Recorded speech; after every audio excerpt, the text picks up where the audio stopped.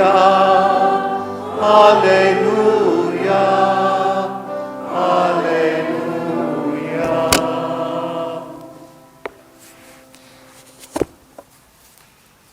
The Lord be with you. And with your spirit. A reading from the Holy Gospel according to Luke. Glory to you, O Lord. Jesus said to his disciples, "Do not be afraid any longer, little flock, for your Father is pleased to give you the kingdom." And then he said, "Gird your loins and light your lamps, and be like servants who await the master's return from a wedding, ready to open immediately when he comes and knocks.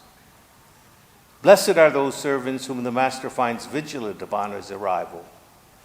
Amen, I say to you, he will gird himself and have them recline at table and proceed to wait on them. And should he come in the second or third watch and find them prepared in this way, blessed are those servants. But be sure of this, if the master of the house had known the hour when the thief was coming, he would not have left his house be broken into. You also must be prepared for an hour you do not expect. The Son of Man will come." The Gospel of the Lord. Praise to you, Lord Jesus Christ.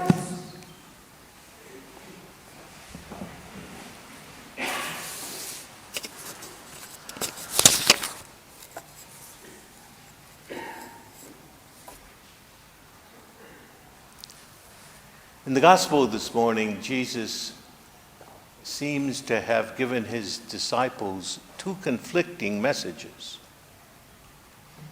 First he said, "Do not be afraid any longer, little flock, for your Father is pleased to give you the kingdom." But then he said, "You must also be prepared for an hour you do not expect, for the Son of Man will come." The first message seems calculated to take the strain and stress out of life. In essence, it says, relax, all is well, the kingdom is yours. God is in control.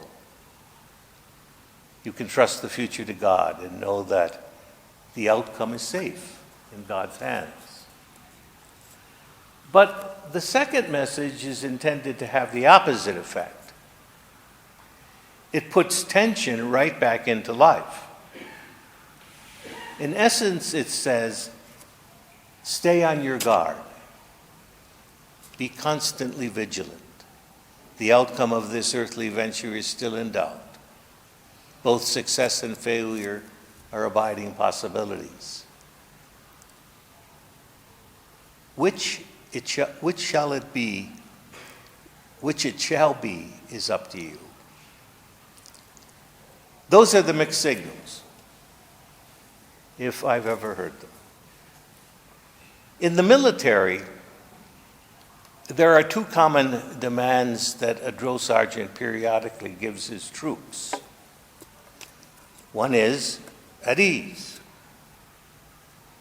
That's a signal to relax and rest easy.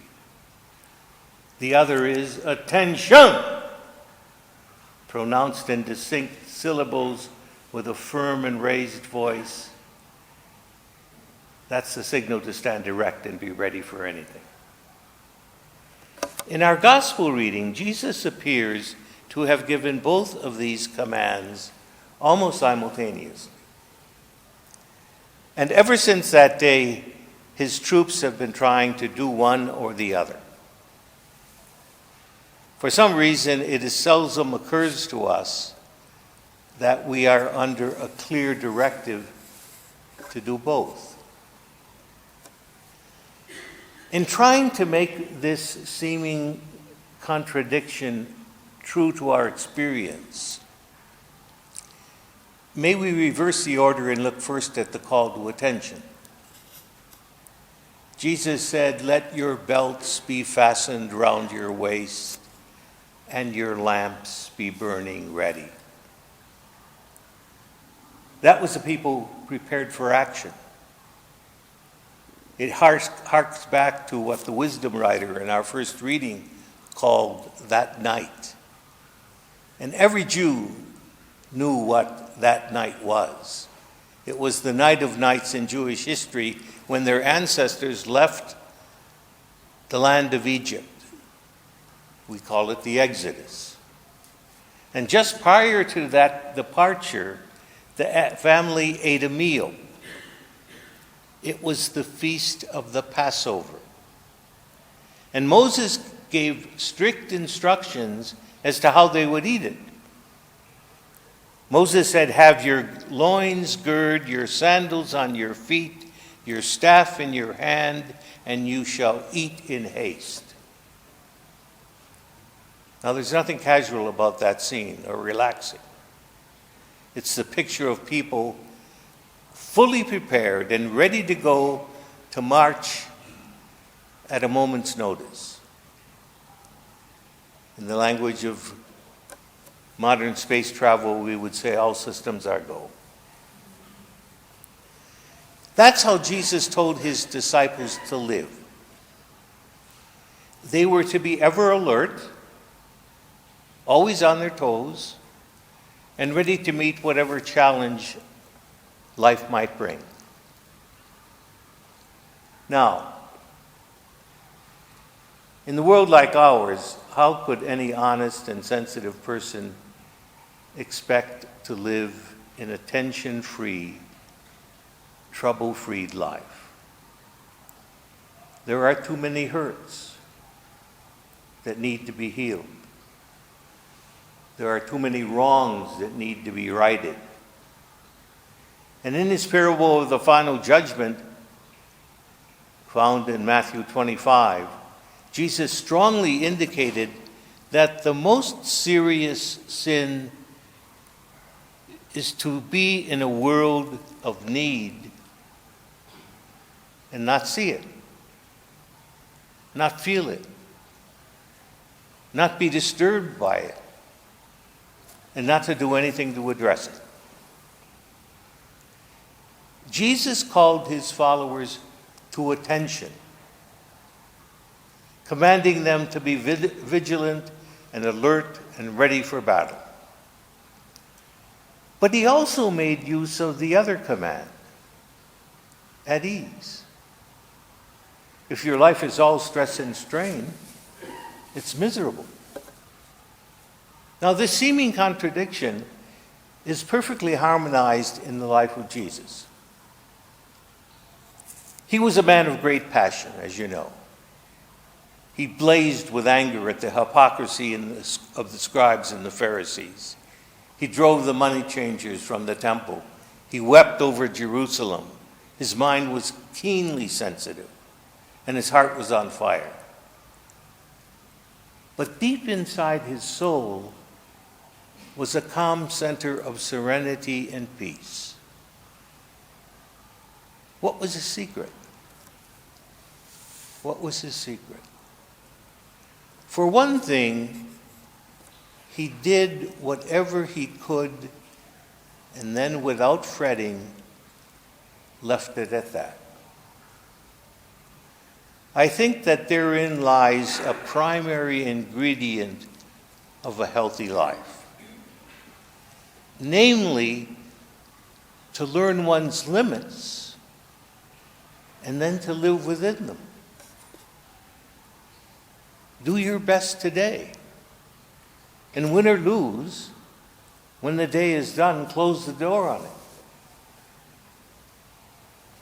When we study the life of Jesus, it's surprising how seldom he seemed to be in a hurry, how rarely he seemed to be frustrated.